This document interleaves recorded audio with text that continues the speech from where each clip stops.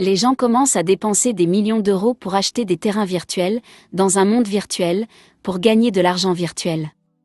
C'est ce qu'on appelle le métaverse. Si vous n'avez jamais entendu parler de ce concept auparavant, regardez ça. Ce jeune homme ici a dépensé 69 millions de dollars pour acheter un NFT, un tableau numérique pour le dire, qu'il va exposer dans son propre musée qu'il est en train de construire dans un métavers, qui est un terrain virtuel qu'il achète pour des milliers de dollars, voire des millions.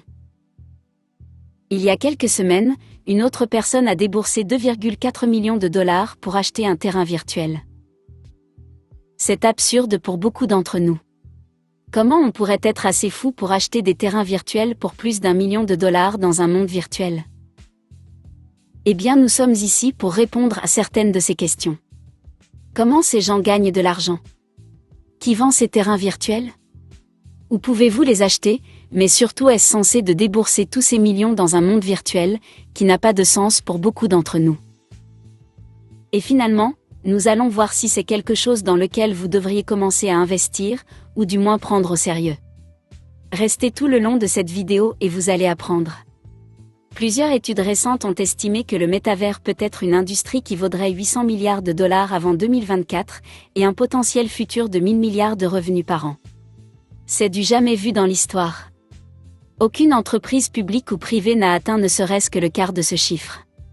C'est une raison de plus qui justifierait la précipitation de Facebook vers cette mine d'or. Étant un monde virtuel, le métavers est censé être un monde infini. Il n'y en a pas qu'un, il y en a plusieurs. Alors comment se fait-il que l'achat d'un terrain dans un endroit sans limite ait un quelconque sens financier?